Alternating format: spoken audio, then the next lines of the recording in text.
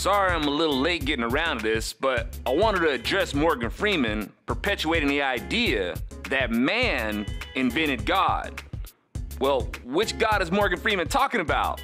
Sure, there's a lot of man-made God figures, but even though Morgan may safely default to God in a general sense, I'm sure he's speaking specifically of the one the Bible refers to. I think what happened. Propaganda.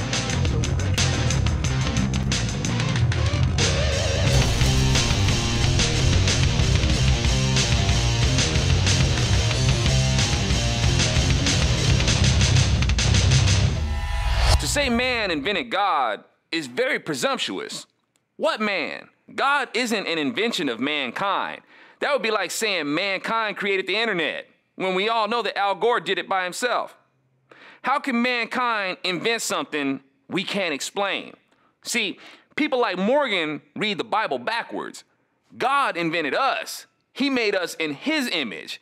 It's not the other way around. This ain't like playing a record backwards. If you read the Bible backwards in the manner of which Morgan Freeman is reading it, you will get a satanic message.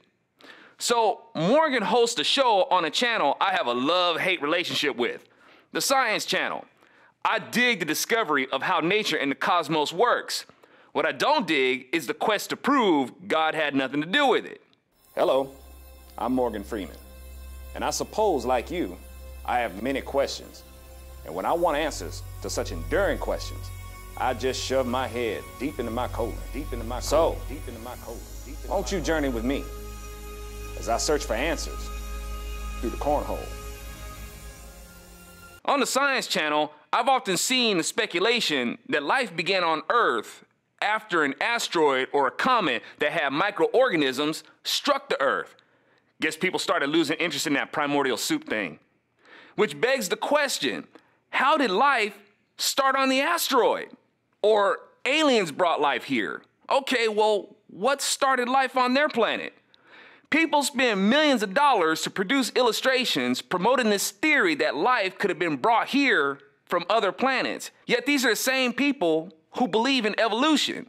But if you believe in evolution, then there would be no point in life being brought here from something else floating around in the cosmos, because life on Earth here could have gone through its own evolutionary process without the introduction of organisms from an asteroid or a comet or an alien. The Earth is the only planet known to man to have conditions suitable for life as we know it. Yet it had to have life brought to it by other lifeless hunks of rock floating around in space. If a hunk of rock floating around in space can at some point spring forth life on it, I'm sure the Earth at some point could have done that too. And none of this explains the level of consciousness humans have, or sense of reasoning or morality. This doesn't seem like evolution to me. If over time we're supposed to evolve into something better, well, sharks will be the most ingenious and polite organisms on the planet. How is it that mankind can be the youngest species on Earth, but more advanced than the oldest species? Well, humans have a more developed brain. Well, shouldn't evolution have kept up with the brain development of other species as large as us? People also spend a bunch of money illustrating the idea that water was brought to Earth by a comet. Why would the Earth need a comet to bring it water? If ice can form on a rock out in space, why can't it form on the Earth? When the Earth is cooling from a molten state to a solid state, and over time a side of it isn't as exposed to the sun and becomes cold enough to form ice, and then wobbles to have more exposure to the sun, causing the ice to become a liquid to a vaporous state, wouldn't that make the Earth quite suitable to form water in an atmosphere independently and not need a comet or an asteroid to bring water to it? Well, Zoe, you're contradicting yourself. You say you're a Christian, but what you're saying doesn't sound like what a creationist would say. You sound like you believe the Earth is billions of years old. How does that square with your faith and the 6-day creation period? Really want to know? Check out my audiobook, Weapon of Mass Destruction. The feedback I've been getting on it is lovely. If you like my vids, which I'm really thankful for, grab the audiobook. Because in my vids, we go snorkeling. But with my audiobook, we go deep like Aquaman. But anyway, people like Morgan Freeman are thinking that they're looking for the truth. And being that he's a liberal, I'd say he's looking for truth in all the wrong places. I've been looking for truth in all the wrong places, looking for truth through the cornhole.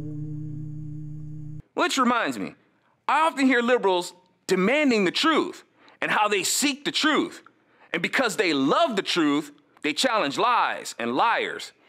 Liberals admit, and even more so demonstrate, that they love looking for lies and love accusing people of lying. That's all they do, is try to accuse others and judge others for supposed lies.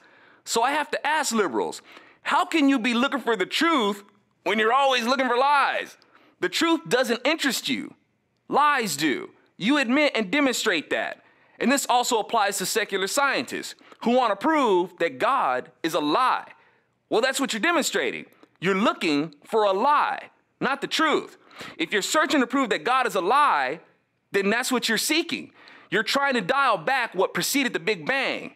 And what are you hoping to find there? A lie?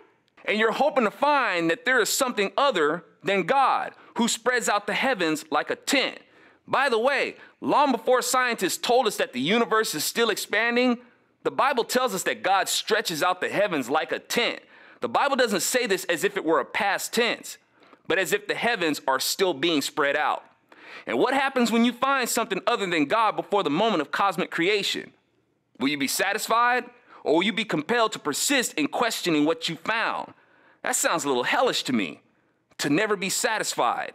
The secularist wants to know it all, except the one who knows it all. Now, of course, I'll be accused of not encouraging curiosity and discovery. I love a pretty healthy curiosity and interest in discovery. The difference is that you like to make the case that there is no God with science, whereas I see the code of things that point to God, the author of our biocodes, for example, and the author of the laws that maintain our universe all day. I'm Alfonso Rachel with Zonation, and God leaves evidence of his existence all around. Science means knowledge. God is knowledge. Knowledge is power. God is power. Believing in God isn't a rejection of how things work in the natural universe. It's more of an acknowledgement of who composed it. Like a song. Songs don't write themselves. The universe didn't write itself either. And you can study the composition of a song and see how it was put together and how it works. And hey, you might even want to get to know the composer.